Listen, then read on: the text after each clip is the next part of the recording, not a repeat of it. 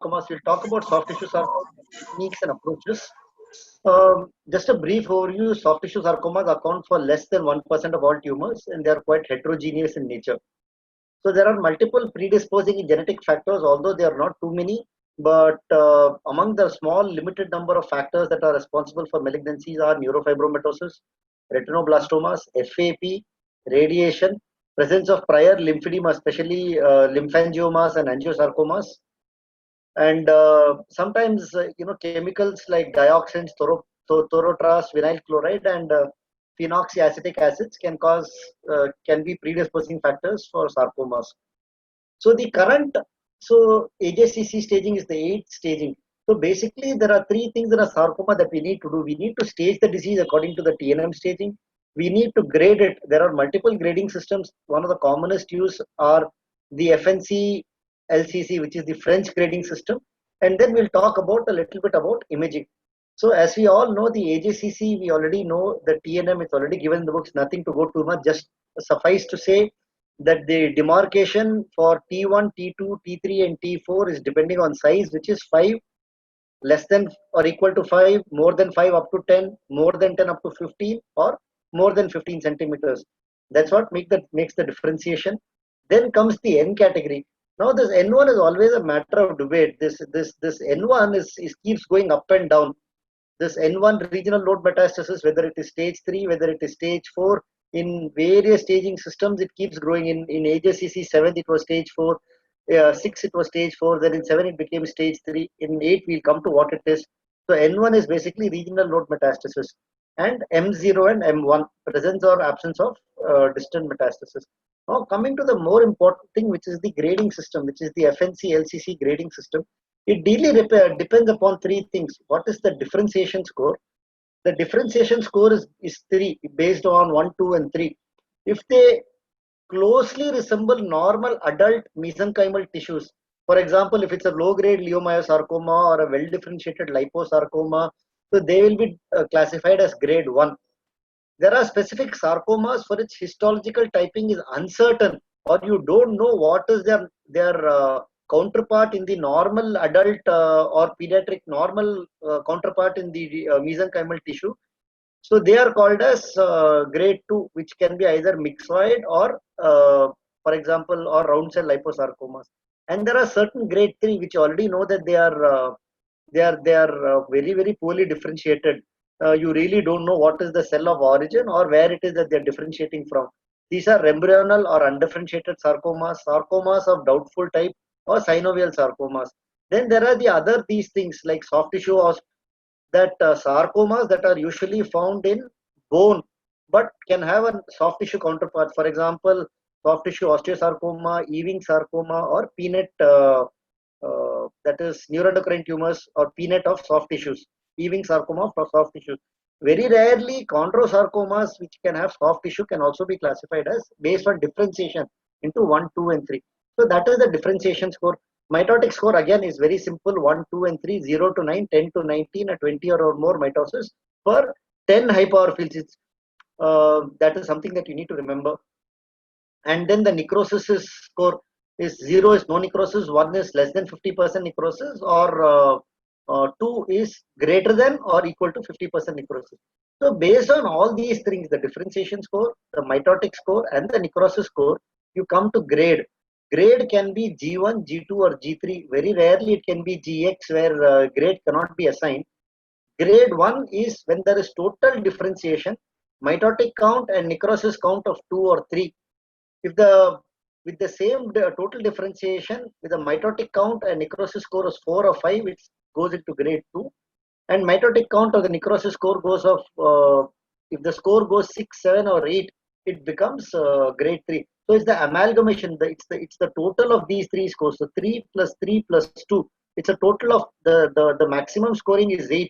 So based on all this, if the score is 2 or 3, 4 or 5, or 6, 7, or 8, it becomes grade 1, grade 2, or grade 3.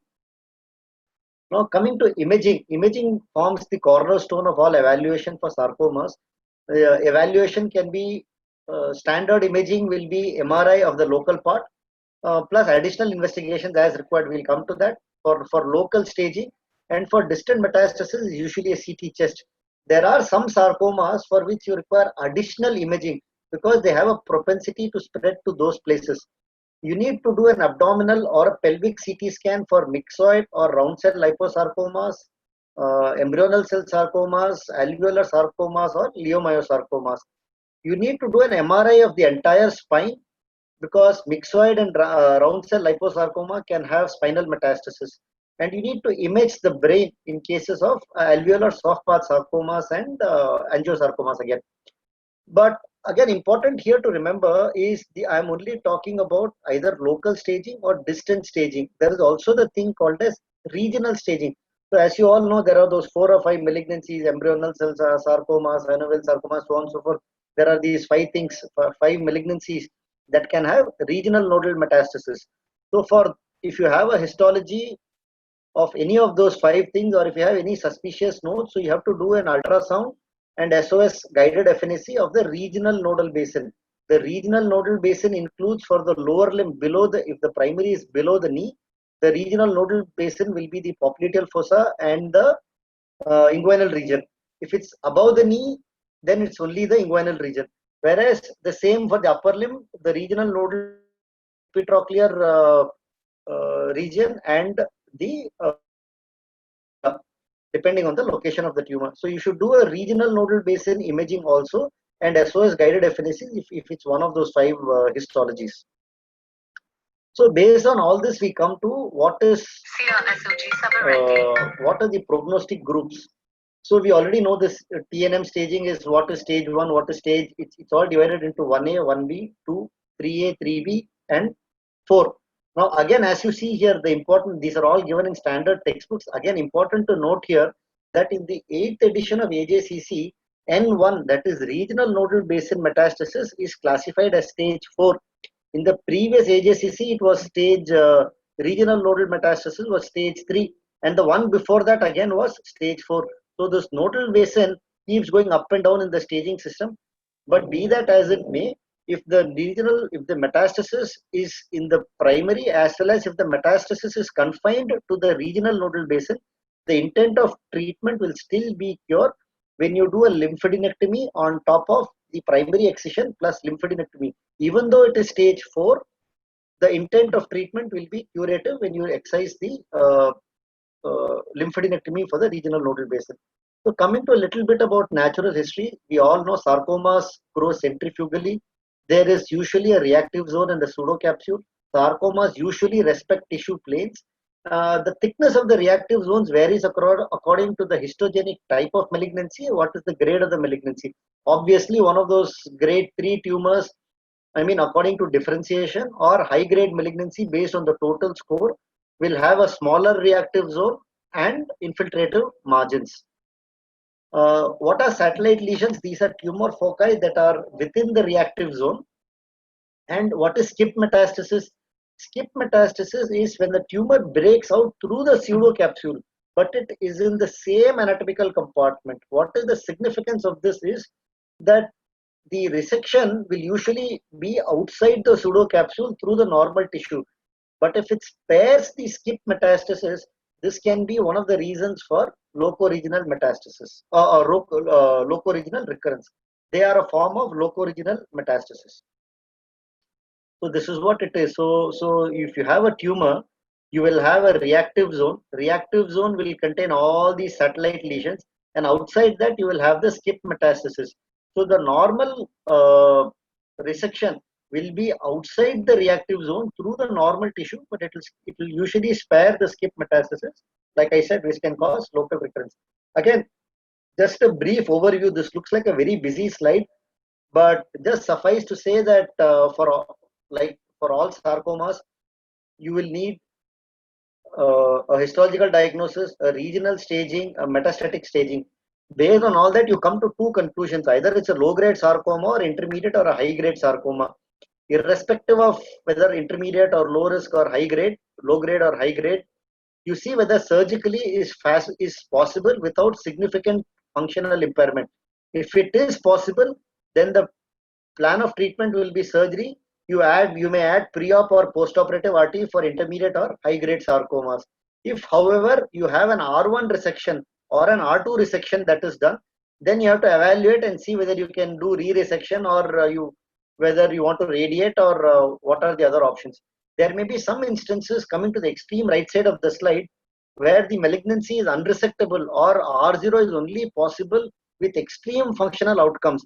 In those cases, to try and downstage the tumor or shrink the tumor to make surgery a little bit easy, we have other options which includes preoperative isolated limb perfusion, preoperative radiation, or neoadjuvant chemotherapy or radiotherapy. So, what are the goals of treatment in soft tissue sarcomas? The goals of treatment are to minimize local recurrence, to minimize the perioperative morbidity, maximize function, and maximize survival.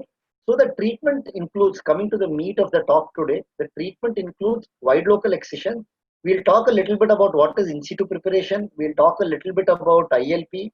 We'll talk a little bit about amputation and definitive radiotherapy. We will not talk today, but suffice just to say one line here that please do not compromise your resection or your resection margins just because you want to do a limb salvage surgery. If limb salvage surgery is not feasible or is unlikely to be feasible at any point in time with whatever neoadjuvant therapies that you give, it is better that the patient lives for a longer time without a limb rather than do a compromise surgery and live for a shorter time with a limb which may lead to either a local or a distant recurrence. Definitive radiotherapy definitely has a place only in cases of unresectable sarcomas, especially in the that's more in the axial skeleton or somewhere in the axial regions, not in the extremities. So when we talk about wide local excision, the first thing that you want to say is you want to give margins. So how big margins do you want to give? Do you want to give 1 centimeter, 2 centimeter, 3, 4, 5? You will find proponents for all this everywhere. I mean, people will say, I want to give 5 centimeter margins, 2 centimeter margins. So what does data really say about margins? So the paradigm of resection margins has usually gone a big change. That is because of previously surgery was the only choice where you did all kind of compartmental excisions. So now you have multimodal therapy, so that has impacted resectional margins. Surgery remains the primary modality of therapy. Is it just suffice to say that you should have microscopic negative margin? You should remove all tumor cells so that you don't develop a local recurrence and or which may or may not have metastasis. So here are the various types of margins. This is classically taken from the textbook of Malavar, which we all have. The red represents the tumor, the pink represents the reactive zone, and the green represents the normal tissue. So you see this thick line going through the tumor. If you've gone through the tumor, it's an intralesional excision. The interrupted blue lines that is going through the yellow zone is a marginal excision, which means to say that you've gone through the reactive zone. When you've gone through the reactive zone, we said that the reactive zone contains tumor. So if the reactive zone contains tumor and you've gone through the reactive zone, it means to say that you've left a part of the reactive zone behind within in the patient, and that leaving the reactive zone behind can give rise to local recurrences. And then the thick interrupted lines that you see going through the green tissue, that is the wide local excision. That is, you've gone beyond the marginal zone, beyond the reactive zone, and remove the tumor in toto, so that potentially all tumor is removed. But this does not, like I said previously, this does not take account of the skip metastasis, which usually happen within the same compartment and which can give rise to local recurrences. So what is the prognostic effect of negative margins and local recurrence? So people have evaluated various types of margins. So they've said, is close margin adequate? Is a clear close margin adequate? Is a less than 1 mm clear margin needed? Is a more than 10 mm clear margin needed? But you've always seen that even in less than 10 mm, less than 1 mm, you will always have local recurrence, will always have effect. But as we can see in soft tissue sarcomas, most of the times an effect on the local recurrence does not impact overall survival, which means to say it does not mean that a local recurrence is acceptable. A local recurrence, if it is not salvaged or if the patient doesn't present on time, and if you cannot salvage the local recurrence in time, may impact survival, but if it's salvageable, will not. So based on this, then we come about the concept of curative margins, as this was a landmark paper by Kawaguchi et al. Kawaguchi and Matsumoto. We were very fortunate to have Matsumoto come to us in India for the annual meeting of the IMSOS, where he told us about the concept of in situ preparation. I'll come to that a little later, but that is treatment.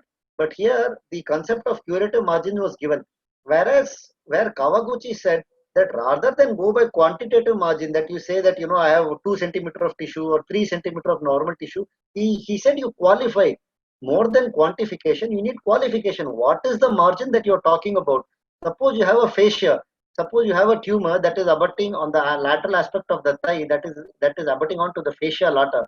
If you've taken the fascia lata as clearance, the fascia lata by itself might look very thin. It might look to you, if you try to measure it, might be less than 1 centimeter. So it doesn't mean that it's a close margin. The fascia lata is a thick fascia. In qualitative terms, it's quite a thick fascia. And qualitative margins, what is thin on quality on physical appearance because of the characteristics of the tissue is actually equivalent to more than that of the normal tissue, soft tissue margin. So he said thick margins, which even though thin, the periosteum is very thin, but because of the quality of the periosteum, it impedes the growth of the tumor. Periosteum in children is equivalent to 3 centimeters of tissue. Facial lata, like I just said, or the joint capsule is equivalent to 3 centimeters of tissue. Periosteum in adults, the epineurium, the muscle fascia, that is the epimysium, and the tissue over the vessel sheath is equivalent to 2 centimeters of tissue, and the joint cartilage is equivalent to 5 centimeters of normal tissue. So these are the barriers. So these are qualitative barriers to spread. So based on this, Kawaguchi classified excisions into 4 types. Intralesional, we already know, which we've gone through the tumor. Marginal is we've gone just outside the reactive zone or through the reactive zone is a marginal excision. He said wide excisions, he qualified it in 2 ways. Wide excision adequate and wide excision inadequate. He said wide excision is adequate when the normal cuff of tissue, by qualitative terms, is equivalent to or more than 1 centimeter, 1 to 4 centimeters is wide excision adequate. Wide inadequate when you have a cuff of normal tissue but is the equivalent to 1 centimeter or less of normal tissue. So on qualitative terms, so these are, and curative is when you have 5 or more centimeter of tissue. So for example, typically if I could give you an example, if you have 2 centimeters or 3 centimeters of normal tissue, plus you've taken a periosteum, or 3 centimeters of soft tissue margin, plus if you've taken the fascia lata, that will be a curative margin. If you've taken just 3 centimeters of tissue, that will be, if you've just taken the fascia lata, that will come as wide and adequate. Inadequate is 1 centimeter or less. So what about soft tissue sarcomas that involve bone? So majority of the cases, like I said, periosteum is a barrier to spread, and sarcoma, soft tissue sarcomas usually respect tissue planes. So majority of the cases do not invade the bone. Whenever possible, try to resect the periosteum when it is abutting onto the periosteum. The problem with periosteal stripping is that it may increase the risk of later radiation-induced pathological fracture, especially in the weight-bearing bones, which is the femur. And the problem with a fracture through the irradiated bone is that it does not heal normally, and it may be quite prolonged. So if you are going to strip the periosteum, especially more than 1/3 or about 2/3 for a significant length of the bone, it might be better to prophylactically stabilize the bone with the nail at the time of resection, because anyway these patients will go on to get post-operative radiation later on, so you can potentially prevent a radiation-induced sarcoma. So here is a patient, I don't know if you can make it out, but there was a large tumor here in the proximal part of the thigh. You can see the soft tissue density in the proximal thigh, and if you see the MRI, you can actually see that it's invading into the bone. You can see the normal bone on the opposite side, on the left side. On the right side, you can see that this white thing that you see inside the femur, that's actually tumor infiltrating into the bone. You can see that at the region of the lesser trochanter, the tumor is actually infiltrated. You also have a mark there. So what we did is we removed the tumor, and so in cases mean, originally what I spoke to you was about the periosteal stripping, but sarcomas that involve the bone, you have to proactively do an en bloc resection or a monoblock resection of the tumor along with the femur. This is the post-operative radiograph of the patient. What about nerve resections? Like I said, epinurium is present on the tumor, which again is a barrier to spread.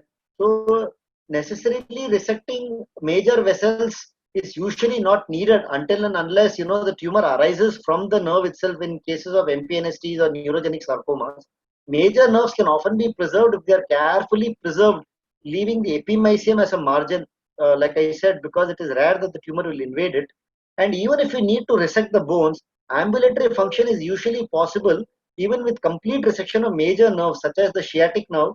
The only thing that the patient will have is loss of sensation and the foot drop, for which you can have an ankle foot orthosis, and you should have a lot of care in protecting the plantar skin because of loss of sensation.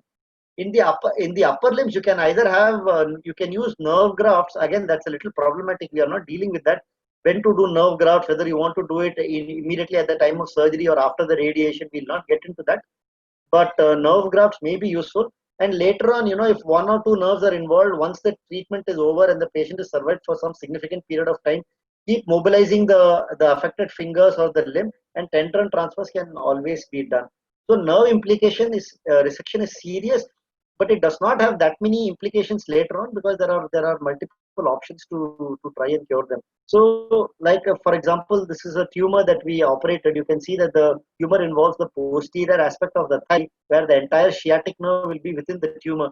So you can see that the tumor is arising from the bicep femoris, and if you can see this, the artery faucet, the yellow strings show the sciatic nerve that's been dissected free.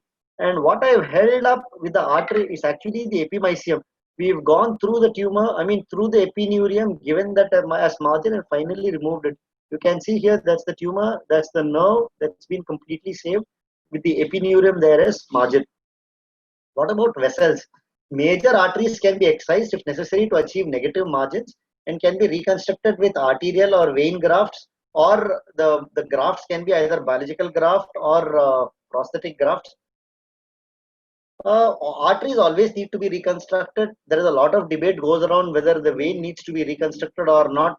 What I follow here, or what we follow here at the Adyar Cancer Institute, is that if the vein is infiltrated, but if there is no thrombus in the vein and there is actually flow that is happening across the vein, across the tumor without a thrombus, then we will mandatorily reconstruct the vein, because any vein that you reconstruct will eventually eventually thrombose at some point in time.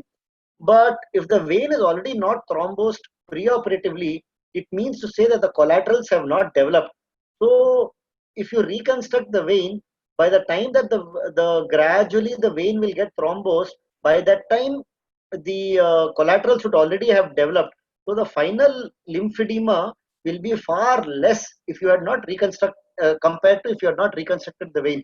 The situation is completely different if the vein was already preoperatively thrombosed. If the vein is already thrombosed, it just means to say that the collaterals would already have developed. If the collaterals have already developed, then there's no point in reconstructing the vein. So we do not reconstruct veins if they have been thrombosed. If they are not thrombosed and there is flow across the tumor, then we reconstruct the veins. Arteries always have to be reconstructed. So again, here is a very unique scenario. This is a 40-year-old gentleman who had a swelling over the elbow of 1 year duration. The biopsy was a high-grade pleomorphic sarcoma. Metastatic workup was negative. As you can see here, the tumor is over the lateral aspect of the arm, and the tumor is involving the radial nerve. So this is what was the tumor. This was the incision mark. We are coming to in situ preparation now. Just to know, please do not attempt this until and unless you have done quite a few cases. You are very familiar with the territory. Only then you should do this. This is just a primer to tell you what are the surgical options. Do not do this until and unless you are extrememly experienced. So you can see that the superficial radial nerve is there, and the posterior interosseous nerve. Both of them are within the tumor. So the nerve is spared above, the nerve is spared below. Both nerves are within the tumor. So the tumor was excised with white margins giving all round, except that it was hinging on the tumor like a dumbbell tumor. So what we did, you can see here. So what we did is we isolated the tumor. You have to isolate the tumor from the operative field with multiple sheets and so on and so forth. So this is finally done. And then you bivalve and you remove the tumor. As you remove the tumor is open to the shortest possible node going into the tumor. So you're doing an intralesional, you're going intralesionally onto the tumor. The epinurium is opened and multiple sections are taken from this and sent for frozen section. If the epinurium is not infiltrated, that the frozen sections are negative, it means that the nerve is free. Then you can just remove the tumor, and that's how the nerve looks like, the posterior interosseous nerve and the superficial radial nerve. Both of them are free. Now you have to treat this. You have to treat it. What we used is hot saline. There are various ways in which you can do this. And then the most important thing is that all the sheets and everything that you had used to cover the operative field, uh, they are potentially contaminated by tumor. So you should remove off all these sheets, everything, and make sure that the tumor that is microscopic, whatever you have contaminated on the sheets, does not fall into the operative field, and you should remove it off carefully. So this is what the tumor finally looks like, and what is seen here is the groove where the posterior interosseous nerve or the superficial radial nerve was there, and what you are seeing here is the artery points to the epinurium. I'm sorry, the labeling says peri. It's actually the epinurium that is left behind with the specimen. So finally, this is how the tumor looks like. You've removed the tumor, you've preserved the nerve, and then the joint was exposed. For this, we used mesh to clear it. So this we learned when Dr. Matsumoto had come to India for the uh, Indian Musculoskeletal Oncology Society. There's a society called IMSOS, wherein he had come and he told us about this in situ preparation, a new surgical procedure for soft tissue sarcomas of the extremities, which are in close proximity to neurovascular structures. So you can do this both for arteries as well as for vessels as well as for nerves. So in their series of cases, they had done about 18 patients with soft tissue sarcoma using this in situ preparation, and the results were that only one patient showed local recurrence after ISP. Complications were arterial occlusion in 2 patients and nerve palsy in 3 patients. The main reason for these complications was long period of pasteurization. So in conclusion, they had said that in situ preparation is a useful method in which to ensure a safe surgical margin with good functional outcomes. And then this tissue should be, so once you've done whatever resection it is that you've done, whether you've done an in situ preparation or wide local excision, whatever resection that you've done, how should you handle the specimen? Always remember, please send frozen sections from wherever, from all margins, specifically from all suspicious areas. What we do here at the institute is very simple. The assistant will send the frozen section from margins. We don't let the operating surgeon, even if I am operating, I am the chief, even if I operate, I will not give the margins. The margin will be given by the first assistant, who will make all efforts to give a positive to try and get a positive report on frozen section. It's just because it introduces some kind of bias. If I am operating and I give frozen, you should not introduce any bias. Anyway, that was on a lighter note. But send frozen section from margins. All specimens should be oriented for the pathologist. Give sutures, what is lateral, what is medial, what is proximal, distal, anterior, posterior. The pathologist needs to know. Please place vascular clips along the margins of the wound, because when postoperative radiation needs to be delivered, the radiation therapist will not know if you have not placed clips. All specimens have to be mandatorily reviewed by both at the time of grossing by the pathologist in conjunction with the surgeon, and jointly they will evaluate the tumor, and the surgeon has to point out areas where the margin is concerned, or sometimes if the tumor is intermuscular plane, so as soon as you resect, the muscles will retract. It will appear as if the tumor is coming out. It is actually, the tumor is not coming out, just that it's in the intermuscular plane. So those also have to be pointed out to the pathologist. If a positive margin is detected postoperatively on the final specimen, it is possible to resect more tissue if you know where the area of concern is. So that's why you should evaluate and put clips. And at the same time, at other times, going and resecting might be too much, might induce too much morbidity, or it may not be possible to determine where exactly the positive margin is, or it might be over a vessel, artery, or in which case another operation might be difficult. So these are all, various scenarios that can come up. These are practical issues. So that's why you have to know exactly what it is that you resected, where it is that you resected, and it is preferable that the operating surgeon himself goes and discusses with the pathologist so that all these issues can be taken care of. Where the margins are of questionable wound, you can there is a school of thought where you could say that you can avoid formal wound closure is delayed until the surgical margins are certain, which you can which you can request the pathologist to give an early report, and if they are positive, because you've not done a formal wound closure, more tissue can be resected before definitive flap closure are done. Isolated limb perfusion, uh, level of disclosure, we've used isolated limb perfusions only for melanomas. For locally advanced soft tissue sarcoma, we've used isolated limb perfusion only for one patient till now. But then again, the principles of isolated limb perfusion is that it requires isolating the arterial and venous tissues of the limb by means of a tourniquet, obtaining access to the artery and vein that supply the limb. Then both the arterial and the venous supply are connected to an external circulator to isolate the limb from the rest of the body, and that is connected to to an oxygenation machine and a pump.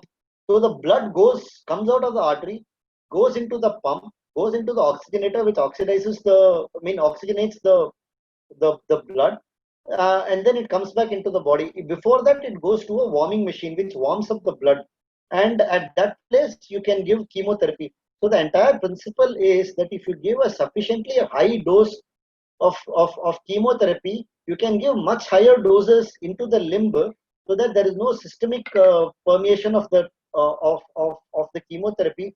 So you can give much higher doses, and by warming the limb, the penetration of chemotherapy into the cells is increased. This is just like HIPEC that you normally do for abdominal tumors. In the circuit, just important to remember that you have to give radioactive tagged albumin or sulfur colloid, something you have to give injected into the circuit, and you have to keep monitoring the precordium just to make sure that there is no leak of circulation from the limb. There is no leak, and the blood is actually not going into the systemic circulation, which implies that chemotherapy is going. I think all these things we've already said. Only important to note that what agents are used. The most common agents that we conventionally use are melphalan with TNF. Unfortunately, TNF is not available in India. And after performing ILP, you will have residual tumor, but the toxicity of ILP can also be there. So the primary surgery after ILP is usually performed 2 to 4 months after the limb salvage after the ILP. Again, look at the last line. In locally advanced soft tissue sarcomas not amenable for primary resection, up to 70% of the patients can have successful limb salvage. But then again, it's a very the procedure is not easy. It requires a lot of training. ILP has got a lot of morbidity. People have actually lost limbs because of skin toxicity, because of limb toxicity. So it should not be performed until and unless there is expertise available to do these kind of things. So this is what I said. You have the tumor. I think all these things you already know. You have an oxygenator, a pump, and chemotherapy for all of these things. Primary amputation. This I think we've already said. So what are the complications that can happen because of resections for all these? You can have wound-related complications.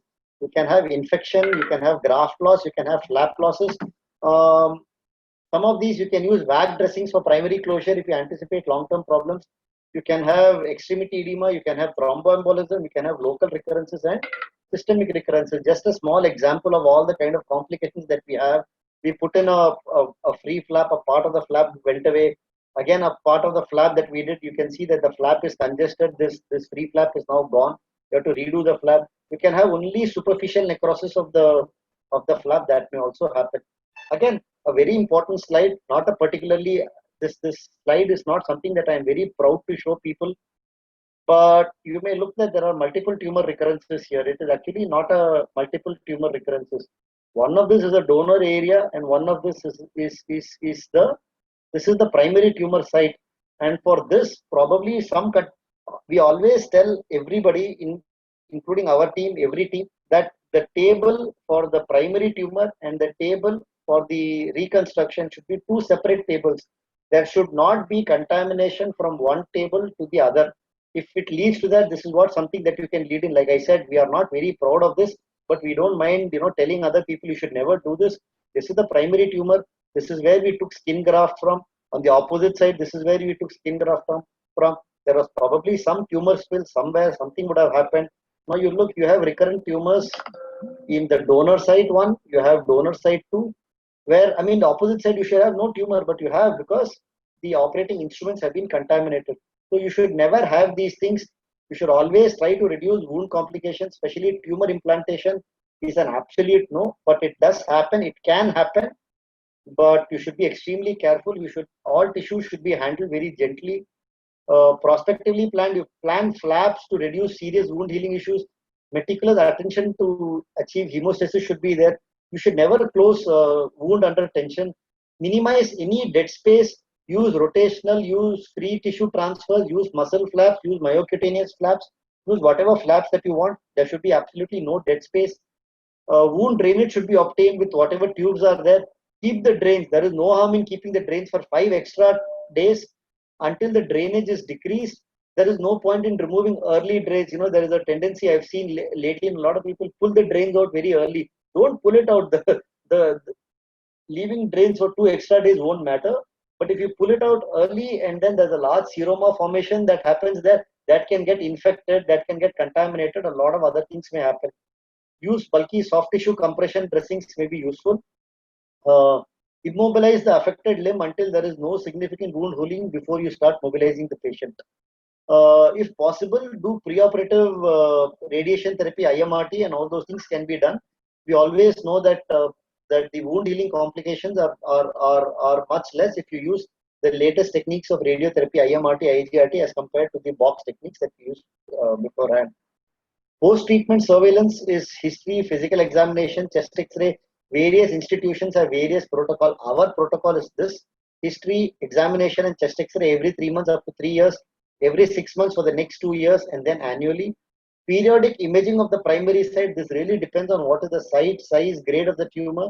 The imaging of the primary site is done a little more frequently in high-risk patients or positive patients, or a little less frequently in low-risk patients or superficial or small-sized tumors.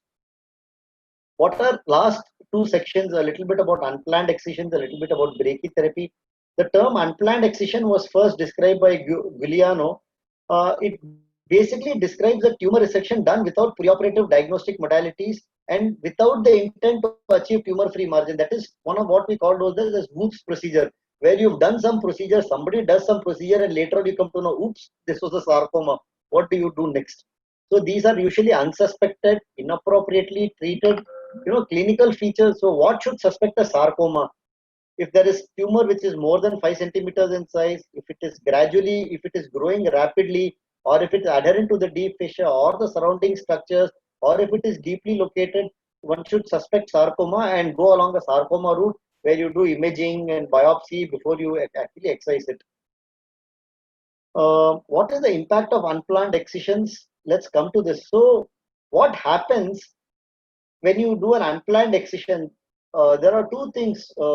First is this: what do you do when you have residual tumor, when you have no residual tumor in the tumor bed, and when you have a residual tumor in the tumor bed? Every study that you do, if you look at the local recurrence rates, whenever you don't have a residual tumor, the local recurrence is always less. Whenever you have residual tumor in the tumor bed, the local recurrences are always more. So these whoops or these unplanned procedures that we spoke about always mandatorily will go through the react. It might be an intralesional excision or at best a marginal excision, where you are leaving behind a significant portion of the tumor, which will always give rise to a local recurrence, which may or may not give rise to a distant recurrence. So all of them should be re-resected.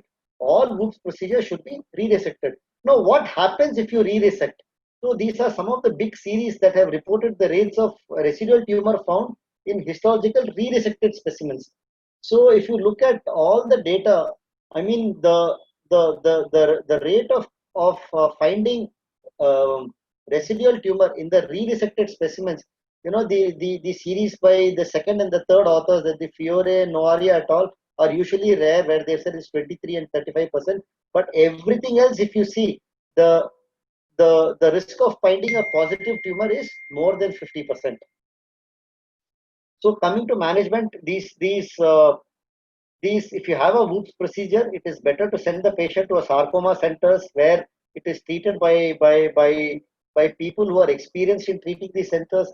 Review the slides, make sure what is the histology, discuss with the operating surgeon, look at the location or orientation of the incision, plan your incision properly, plan your planes of treatment properly, look at any hematoma or ecchymosis. If there is a hematoma, the hematoma would contain tumor that could dissect through tumor planes.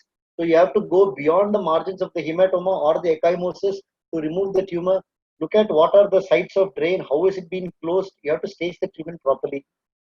So the tumor bed excision needs to be done where you try to remove the sarcoma with potentially all contaminated tumors with the aim of getting negative margins. The rationale is that gross and microscopic residual margin is often present following unplanned excisions, which can then be a predictor of local recurrence in most studies. Determining adequate surgical resection in these patients are complicated because the margin is difficult to determine based on imaging, since the reactive changes, since one, the primary tumor itself is not there, and you may have reactive changes from the primary surgery done, which may not correspond to the actual tumor extent. You may have scar tissue, loss of normal tissue planes. There is a lack of a palpable mass that provides you a visual and tactile guide, and you will need extensive soft tissue coverage, which will sometimes be needed with the use of local and or free tissue transfers. So, but whenever possible, you should consider brachytherapy. This is a small case that we've shown. You see an unplanned excision where you have a scar. You also have a local recurrence within the scar. The patient came to us. Fortunately, it was a very superficially located tumor. This is what we've excised. This is what the specimen looks like. And you can always put in brachytherapy for these patients, and you can cover them with flaps as well. So, I mean, although the implications are big, but you plan your treatment. Just because they are unplanned surgeries doesn't mean that you cannot give them what is the best possible treatment for these patients. Again, brachytherapy should always be considered for a lot of patients. Here again is an example of one more patient where you have a local recurrence. If you can actually see here, there's a scar tissue that's previously seen. You can go ahead. This is a scar tissue with the local recurrence where he was operated elsewhere, came to us. You can do all kind of wide local excision, remove the tumor.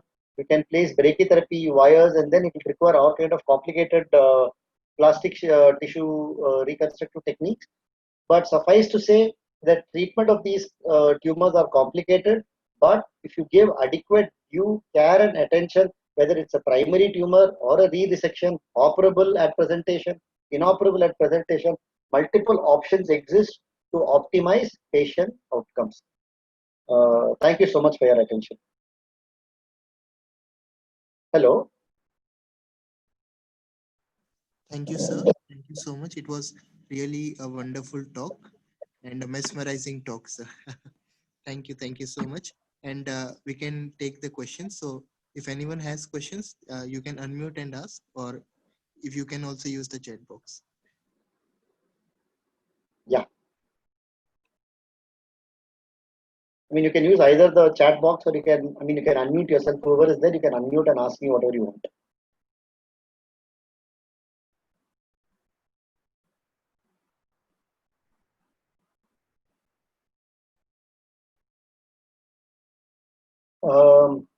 Okay, Srijan Shukla has asked me, can you touch on planned positive margin? See, this planned positive margin is a very difficult concept to explain.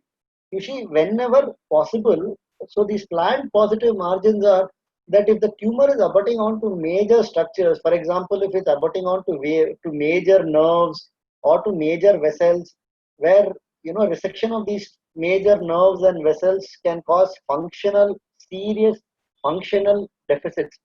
So what you do is you go into the tumor, remove it. The tumor is going to be marginal at the plane of interest, which is over the nerve or which is over the nerve or over the vessel or whatever. So you know that it's a planned positive margin, but you only have microscopic tumor there. So you know it's a positive margin, but it is already planned. You preoperatively know that it is planned. So you try to minimize tumor elsewhere, everywhere else, except at that planned positive margin, where you, after resecting it, you put some clips or something where you give post-operative radiotherapy to the entire tumor and you give a boost to those places. It is being seen in a lot of studies over a period of time. conducted, that the planned margin positive as compared to an unplanned positive margin where you don't know, the risk of local recurrence is significantly less in the planned positive margin as compared to the unplanned positive margin. That is for two reasons. Uh, the planned positive margin is you already know that you're going to give a positive margin there, and then you're doing it very carefully. The unplanned positive margin, you don't know where the margin is positive, you don't know where to go and re-reset. While doing the surgery at the unplanned positive margin, you might have caused some intraoperative tumor spill. It might be positive at one more place which is not detected because the grossing has been not been done. I mean, you can't gross the entire tumor. So the planned positive margin has significantly lower local recurrence rates, but again, that should be done with a lot of care, with a lot of attention, whether you really want to do it or not. So that's one question. How the pseudo capsule is formed? See, it's very easy. Everything that you want to know is what the tumor does to the tissue and what the tissue does to the tumor. The pseudo capsule is nothing but it is just compressed normal tissue that is formed in reaction to the tumor. The reactive zone is what contains the tumor, inflammatory mediators, all those things are there in the reactive zone, which contains tumor, where satellite nodules. Whereas the pseudo capsule is, it is the compressed normal tissue that is outside the reactive zone, and then the uncompressed normal tissue is the normal tissue. So pseudo capsule is, that's what it is. Manish Jatani has asked, sir, whether to give RT boost to the tumor bed if the deep margin is positive. My boss, my teacher always used to drill this into me, into my head, and he used to tell me only one thing. He told me always. He said, Anand, radiation does not compensate for inadequate surgery. So if you have a deep margin positive, the answer is not a boost, RT boost. The answer is go and re-resect that tumor and then give an RT boost. I mean, you can, and then give RT. That is the answer, not an RT boost. Very rarely, sometimes if you have a deep margin positive where you cannot go and re-resect, you can give RT. But like I previously said, we don't know where the margins are, where the tumor is come positive. If you have a large tumor, what are you going to boost? So all those issues are there. Garima has asked me, sir, what is your take on preoperative chemotherapy? Preoperative chemotherapy in soft tissue sarcomas is coming up in a very big way. It is coming up in two ways. One is for inoperable tumors. In inoperable tumors or borderline or not inoperable, in borderline operable tumors, specifically for histologies that are like the chemosensitive tumors, the synovial sarcomas and so on and so forth, the liposarcomas, the leiomyosarcomas, which are moderately sensitive to chemotherapy. You can give neoadjuvant chemotherapy to downsize the tumors and make it ease.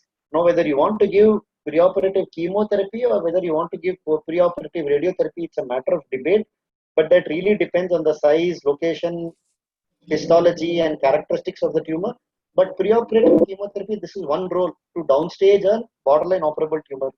The other route where preoperative chemotherapy is coming up in a big way, though not yet fully established, there are a lot of negative trials also for this. But if you look at the pattern of recurrence for most sarcomas, soft tissue sarcomas that are resected with negative margins and treated appropriately, the pattern of recurrence is that most of them fail distally. They usually have a distant metastasis and people die rather than having a local recurrence. So a lot of people try to see whether you can give preoperative chemotherapy. If you're having distant metastasis, just means that there is microscopic tumor. So people have seen whether you want to give chemotherapy so that the micrometastasis is dealt with earlier, so that you can delay local therapy, so on and so forth. But a lot of studies have been done. They proved inconclusive. So a lot more studies are coming up trying to identify high risk sarcomas in especially chemosensitive histologies. So if you probably do a trial for these patients, might come up successful, but this is an area of active investigation. The in situ preparation, as Dr. Suman has asked, I think let's not go into that too much. Whatever I've showed is sufficient. Again, I don't want you to do this. I don't want you to do this unless you are really trained. You've done it very well. Only then you should do this, because it's not a procedure that anyone can do, and a lot of disasters can happen. Pseudo capsule is not included in T staging. T staging only makes sure of the size. Sir, brachytherapy versus local post-operative radiotherapy boost. Dr. Garima again, where high risk for margin for. I don't understand your question. What is it that you're trying to ask, Dr. Garima? Sir, like positions in which the cancer tumor is near the neurovascular bundle or any other thing in which you told RT boost is helpful. In those cases, do we actually, is there We any never give radiation brachytherapy when the bed is overlying a vessel, nerve, or bone. If you are having a vessel, nerve, or bone in the tumor bed, those patients are not candidates for chemotherapy, for brachytherapy. They will be candidates only for external beam radiation, with or without a local boost. Okay, sir. Thank you, sir. Yeah. The planned and somebody on Galaxy A50 has asked me difference between planned and unplanned margins. That I think I've already spoken. Divesh is asked, sir, how to choose between preoperative and postoperative radiation. Look, Divesh, most people will usually give will not give preoperative radiation. Most patients will come to surgeons. They will usually have a bias. So patients will usually get surgery followed by postoperative radiotherapy. See, there are three things in this. What are the oncological outcomes? What are the functional outcomes? And what about patients who are borderline operable? Where operability is not an issue, it doesn't matter whether you give pre-op radiation or whether you give post-operative radiation. The oncological outcomes are exactly the same. The functional outcomes, on the other hand, differ.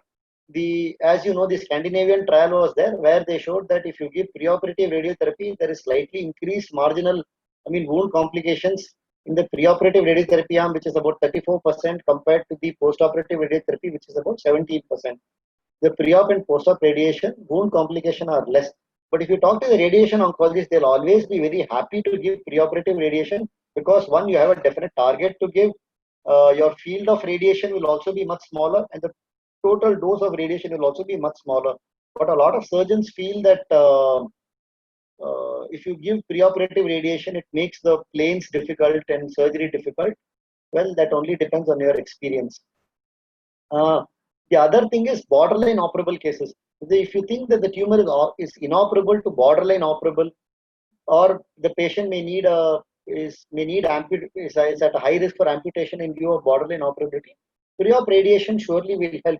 It will not compromise on your margins of excision, but just because the tumor will shrink, it will make the surgery a little bit easier. Does that answer your question, Divesh? I think he's not there. Yes, Bijan, what are the indications for post-operative radiotherapy? The indications are very simple. Deep-seated, high-grade, more than 5 centimeters. That's all. All these three things, any one of these things will require post-operative radiotherapy. Divesh, should we mention pre-op radiation in limb salvage surgery? I don't understand the question. What is it that you want to ask?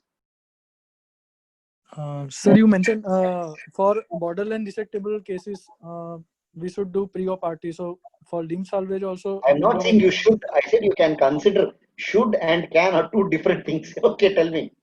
Okay, sir. For that only, if it is a borderline resectable, if it is near a neurovascular bundle, then can we mention that pre-op RT can reduce the size and it can help? That's all. Okay. Yeah, it is an adjunctive. It's a preoperative radiation will help. See, if it's abutting onto a vessel, to a nerve, you will have to remove the epineurium of the tumor anyways. If the tumor shrinks also, you have to remove. If it doesn't shrink also, you have to remove. But just that by reducing the volume of tumor, it might make the surgery a little bit easier. Am I clear? Okay, sir. Okay, thank you so much. Yeah.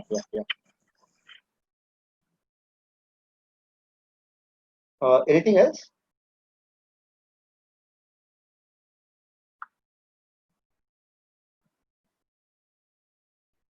Hello. I think there are no more questions, sir. So I really thank you for the wonderful talk and sparing your precious time to educate us all, sir. And we look forward to more learning from you, sir. Yeah, thank you so much. Thanks. Thank you, sir. Thanks all of you. It was a pleasure teaching all of you also. Thank you so much, and very good questions from everyone. Thanks. Thank you, sir.